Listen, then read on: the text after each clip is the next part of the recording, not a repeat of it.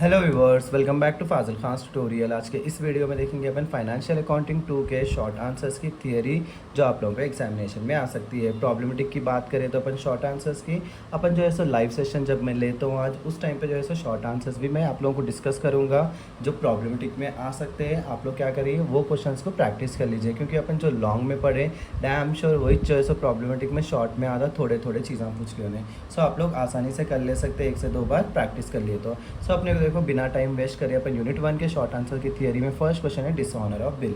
So dishonour of a bill takes place when the drawee does not accept the bill और fails to pay the amount on the due date. In such a situation the holder gets the right to recover the amount from the person who are legally responsible. क्या बोल रहे हैं अपन यहाँ पे, dishonour of bill कब होता कहते हैं जब कभी ड्रॉई जो है सो एक्सेप्ट नहीं कर रहा बिल या तो फेल क्या बोलते हैं पे करने में फेल हो जा रहा ऑन द ड्यू डेट। वैसे सिचुएशंस में होल्डर्स के पास में राइट रहता रिकवर करने का अमाउंट जो पर्सन को ने दिया और वो पर्सन लीगली क्या बोलते हैं रिस्पॉन्सिबल है बोल के।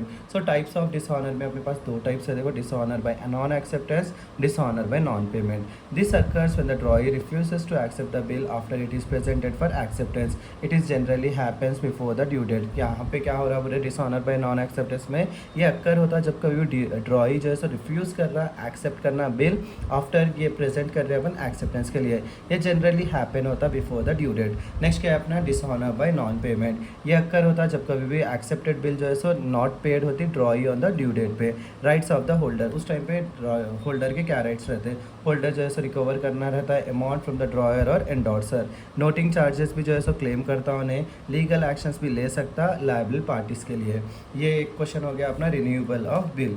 रिन्यूअल ऑफ बिल में क्या है देखेंगे अपन, sometimes the drawee is unable to pay the bill on the due date. In such cases the holder may agree to cancel the old bill and allow more time for payment by drawing a new bill. This is known as a renewal of bill. क्या बोले renewal of bill बोले तो sometimes जो है ड्रॉई जो है सो पे नहीं कर सकता बिल ड्यू डेट पे। वैसे केसेस में क्या करता है उन्हें पुरानी बिल को अग्री कैंसिल कर देता और नई बिल बनाता, उसके ऊपर देखो थोड़ा बहुत इंटरेस्ट लगता क्योंकि डेट एक्सटेंड हो रही बोल के। इससे ही क्या बोल रहे हैं अपन रिन्यूअल ऑफ बिल बोल रहे। ओल्ड बिल कैंसिल हो जाती है, इंटरेस्ट में भी charge for the additional period. A new bill is prepared for the total amount the drawee accept the new bill and pays it on the new date. Next क्या है accommodation of bill. Accommodation of bill बोले तो is drawn and accepted without any actual business transactions. It is prepared only to help one or both parties obtain temporary financial assistance.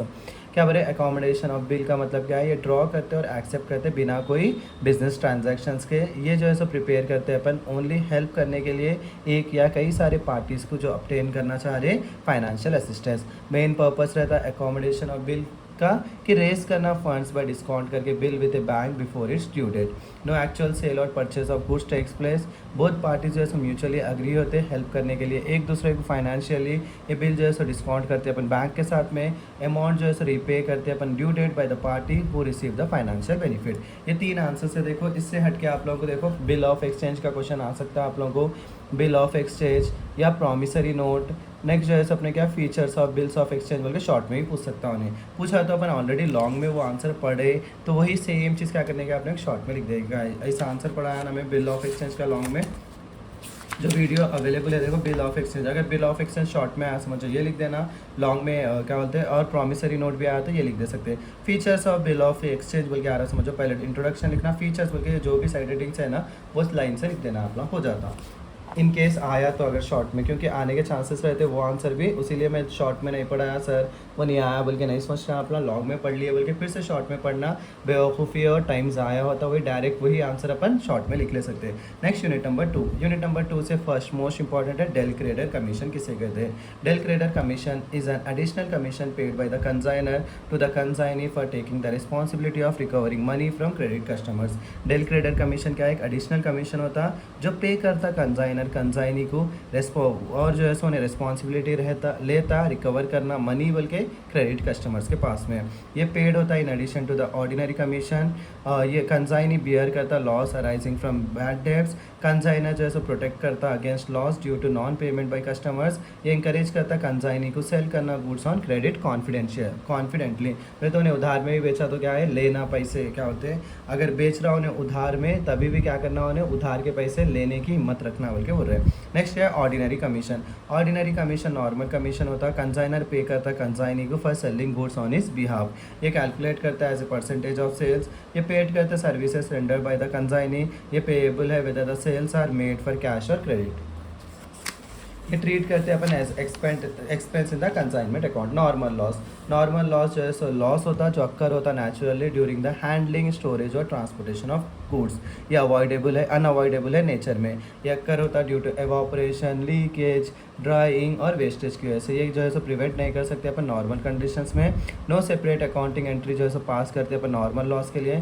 The cost of normal loss observe करते हैं अपन remaining goods से। Next है abnormal loss.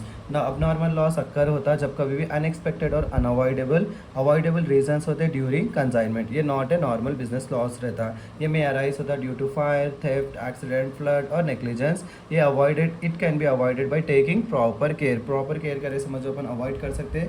ये separate abnormal loss जो है सो prepare करते हैं अपन। The value of abnormal loss जो है सो कैलकुलेट करते हैं और रिकॉर्ड करते हैं in the books of accounts.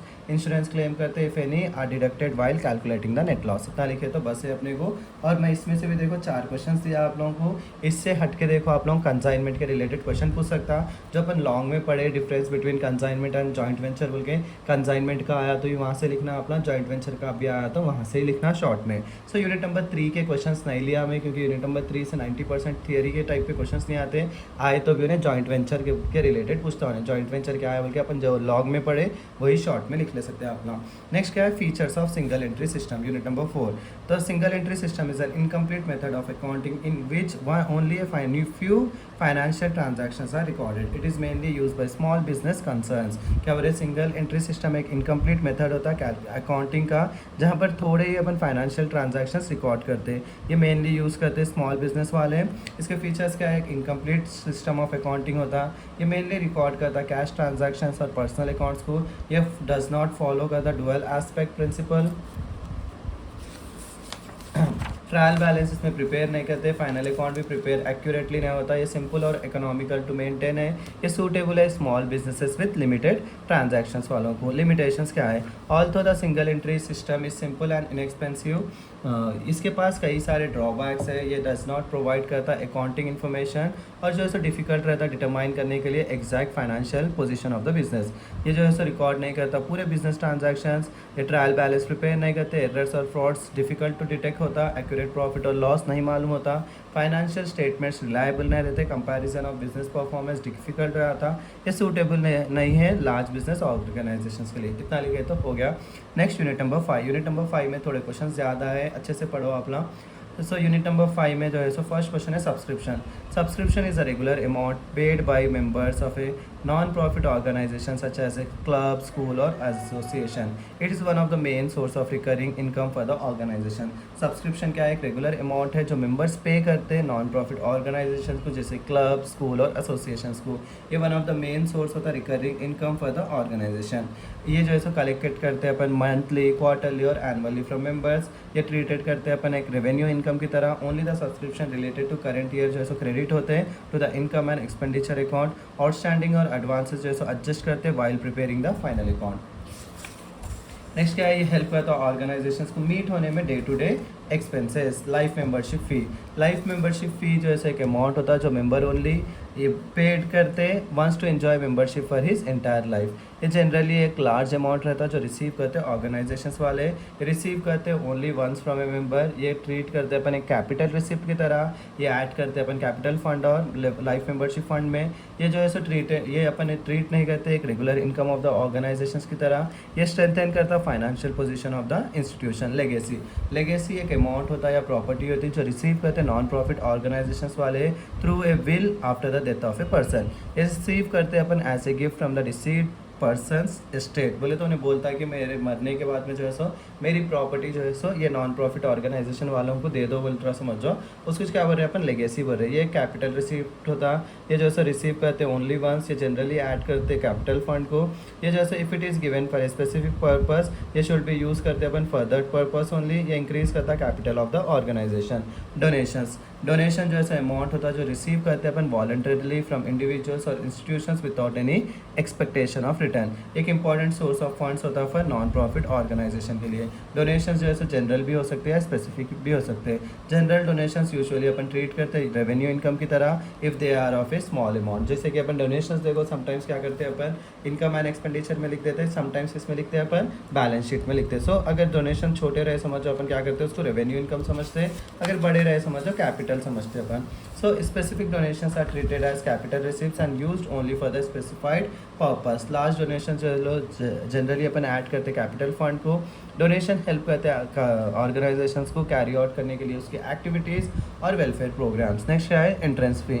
Entrance fees एक अमाउंट होता है जो कलेक्ट करते हैं अपन एक पर्सन से at the time of becoming a member of a non profit organization. ये कलेक्ट करते हैं ओनली वंस, ये पेड करते हैं only at the time of admission. ये जनरली ट्रीट करते हैं अपन कैपिटल रिसिप्ट की तरह। सम ऑर्गेनाइजेशंस ट्रीट करते हैं small interest fees as revenue income according to their accounting policy. ये जो है सो रिकॉर्ड करते हैं अपन in the books of accounts at the time of receipt. ये हेल्प करता है इंक्रीज करने में funds of the organisations. Next देखो अपने को लॉन्ग भी अपना चाह रहे तो मैं वो एक बार समझा देता हूँ आप लोगों को। Difference between bill of exchange और promissory note. So bill of exchange क्या है, एक रिटर्न ऑर्डर होता है जो एक पर्सन जो है सो दूसरे पर्सन को देता पे करने के लिए। जैसे कि एक बिल देता हूँ मैं, ये जो है सो बिल क्या करना आप दूसरे को पे करो बोल के बोलता हूँ। या तो मैं आपको उधार में ट्रांजैक्शन उधार में कुछ सामान दे रहा हूँ, आपको क्या कर रहा हूँ एक चिट्ठी लिख के दे रहा हूँ, कल के दिन आप क्या बोलते हैं नहीं दिए तो वो चिट्ठी क्या कर सकते हो मैं कोर्ट में क्या बोलते हैं सबमिट कर सकता हूँ। इसीलिए क्या बोल रहे हैं अपन उसको बिल ऑफ एक्सचेंज बोल रहे हैं, एक बिल रहती हो।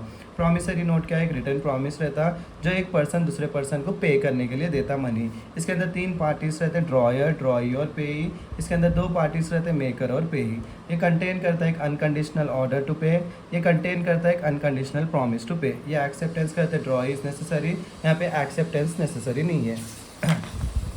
लाइबिलिटी क्या है, लाइबिलिटी ऑफ ड्रॉयर जो है सेकेंडरी है, यहाँ पे लाइबिलिटी ऑफ मेकर जो है प्राइमरी और एब्सोल्यूट है। ये जो है पेएबल टू बेयरर है, ये जो है पेएबल टू बेयरर है। नोटिस ऑफ डिसऑनर नेसेसरी है, notice of dishonour is not necessary.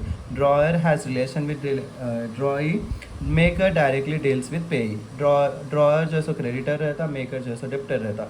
ये इजीली ट्रांसफ़र हो सकता है, ये जो है सो ईजिली ट्रांसफ़र हो सकता है बट लेकिन फ्यूअर फॉर्मेलिटीज़ रहते हैं। नेक्स्ट क्या define bills of exchange. Right the features and advantages of bills of exchange. Bills of exchange already definition पढ़े ना अपन, उस वो डेफिनेशन पहले लिख देना अपना, उसके बाद में उसके एडवांटेज लिखना। एडवांटेज पूछो, फीचर्स पूछो, कैरेक्टरिस्टिक्स पूछो, यही सेम लिखना अपना। पहला क्या है, फैसिलिटेट्स करता है इन्हें credit. Bills of exchange help करता है बिजनेसमैन को बाई करने के लिए और सेल करने के लिए गुड्स ऑन क्रेडिट ईजिली। ये इंक्रीज करता है बिजनेस के ट्रांजैक्शंस और इम्प्रूव करता है ट्रेड को। प्रूफ ऑफ डेब्ट, ये एक्ट करता है एज ए रिटर्न प्रूफ जो डेप्टर्स को पे करना रहता मनी टू द क्रेडिटर। ये रिड्यूस करता है misunderstanding between parties. Legal document, bill of exchange जैसे एक लीगल डॉक्यूमेंट होता है और यूज़ करते हैं अपन court if payment is not made on time.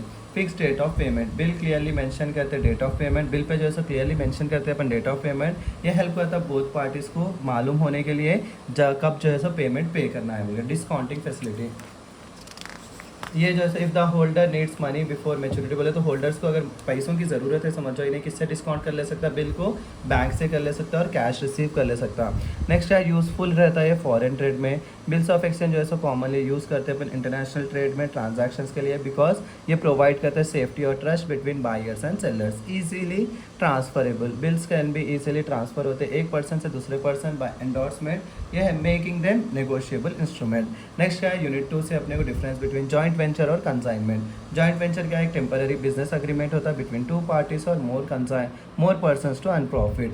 क्या बोले, जॉइंट वेंचर एक टेम्पररी बिजनेस अग्रीमेंट होता है 2 और मोर पर्सनस के बीच में। क्या मेन एम रहता है उन लोगों का, प्रॉफिट को अर्न करना बोल के।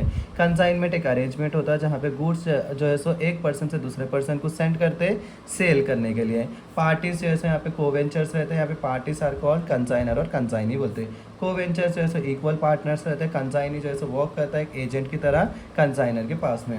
ओनरशिप जो है शेयर करते हैं कोवेंचर वाले, ओनरशिप जो है कंसाइनर के साथ रहता है क्योंकि उन्हें ओनर रहता until goods are sold. Profit और लॉस जो है शेयर करते हैं अमॉन्ग कोवेंचर्स, कंसाइनी जो है कमीशन लेता है, डज नॉट शेयर प्रॉफिट और लॉस। ये टेम्पररी बिजनेस एक्टिविटी रहता है, ये मेनली रिलेटेड करता है सेल ऑफ गुड्स के लिए। ऑल कोवेंचर्स कंट्रीब्यूट करते कैपिटल, यहाँ पे ओनली कंसाइनर प्रोवाइड करता है गुड्स और बेयर करता है एक्सपेंसेस। सेपरेट अकाउंट्स में भी मेंटेन करते हैं, यहाँ पे कंसाइनमेंट अकाउंट मेंटेन करता कंसाइनर। यहाँ पे रिस्क जो है शेयर करते ऑल कोवेंचर्स वाले, यहाँ पे रिस्क जो है मेनली कंसाइनर बॉर्न करता, बोले तो उन्हें ही पे करना पड़ता। नेक्स्ट क्या है, मेन ऑब्जेक्टिव इसका अर्न करना प्रॉफिट, यहाँ पे भी मेन ऑब्जेक्टिव है सेल करना goods through an agent. Next क्या है, difference between receipts and payments और जो है income and expenditure. Receipts and payments आया आप लोगों को शॉर्ट में बोले तो ये लिख दो, लॉन्ग क्या बोलते फिर इनकम एंड एक्सपेंडिचर आया तो शॉर्ट में ये लिख देना। अगर ऐसे ही लॉन्ग में आया समझो सेम आंसर लिखने का रहता। सो रिसिप्ट्स एंड पेमेंट्स अकाउंट क्या है, ये एक समरी होती है कैश रिसिप्ट्स की और कैश पेमेंट की ड्यूरिंग ए पीरियड। ये एक जैसा अकाउंट होता है प्रिपेयर कर रहे हैं अपन फाइंड करने के लिए सरप्लस या तो deficit of a non profit organization. ये एक रियल अकाउंट होता है, ये एक नॉमिनल अकाउंट होता है। ये प्रिपेयर करते हैं अपन कैश बेसिस पे, ये प्रिपेयर करते हैं अपन एक्चुअल बेसिस पे। इसके अंदर कैश और बैंक ट्रांजैक्शंस रहते हैं, इसमें रेवेन्यू इनकम्स और एक्सपेंसेस रहते हैं। यहाँ पे कैपिटल और रेवेन्यू आइटम्स रिकॉर्ड करते हैं अपन, यहाँ पे जो है सो ओनली रेवेन्यू आइटम्स जो है सो रिकॉर्ड करते हैं। ये स्टार्ट होता है ओपनिंग कैश बैलेंस से और एंड होता है क्लोजिंग बैंक बैलेंस से। क्लोजिंग बैलेंस है, ये डज नॉट शो करता ओपनिंग या क्लोजिंग कैश बैलेंस। इसके अंदर कैश पोजीशन बताती है ऑर्गेनाइजेशन की, इसके अंदर सरप्लस या डिफिशिट बताती है ऑर्गेनाइजेशन की। नॉन कैश आइटम जैसे नहीं रिकॉर्ड करते, यहाँ पे नॉन कैश आइटम जैसे डिप्रिसिएशन रिकॉर्ड होता। प्रिपेयर करते हैं अपन कैश बुक, यहाँ पे प्रिपेयर करते फ्रॉम ट्रायल बैलेंस और अदर रिकॉर्ड से। ये शो करता कैश और बैंक बैलेंस, ये शो करता सरप्लस और डिफिशिट। इतना लिखे समझो एनफ है आप लोगों के लिए। अगर आप लोगों को छोटा आंसर दिख रहा बोले तो पहले ये लिखो, उसके बाद में रिसिप्ट्स एंड पेमेंट्स बोल के इसके बारे में लिखो, फिर इनकम एंड एक्सपेंडिचर बोल के इसके बारे में लिखो। आप लोगों को कंप्लीट मार्क्स मिल जाते। देखो ज़्यादा डीप मत जाओ थियोरी के लिए, अपना मोस्टली प्रॉब्लमेटिक पे फोकस करो। शॉर्ट आंसर्स के लिए फिर भी थियोरी जा सकते हैं अपना, लॉन्ग के लिए जैसे मोस्ट ऑफ द केसेस में प्रॉब्लमेटिक आता। फिर भी मैं जिसमें से आने के चांसेस ज़्यादा है वही चैप्टर्स के थियोरी लिखा, आप लोगों को ज़्यादा पढ़ाने की कोशिश नहीं कर रहा हूँ मैं थियोरी, क्योंकि आप लोग प्रॉब्लमेटिक पे फोकस करना। इसी के साथ मेरा आज का वीडियो यहीं ख़त्म करता हूँ। सभी को मेरी तरफ से ऑल द बेस्ट, अच्छे से एग्ज़ाम लिखो, इंशाल्लाह अच्छे मार्क्स से अपना पास हो जाएंगे। तो please do like share and subscribe और हाइप करना भी मत भूलिए। अल्लाह हाफिज़।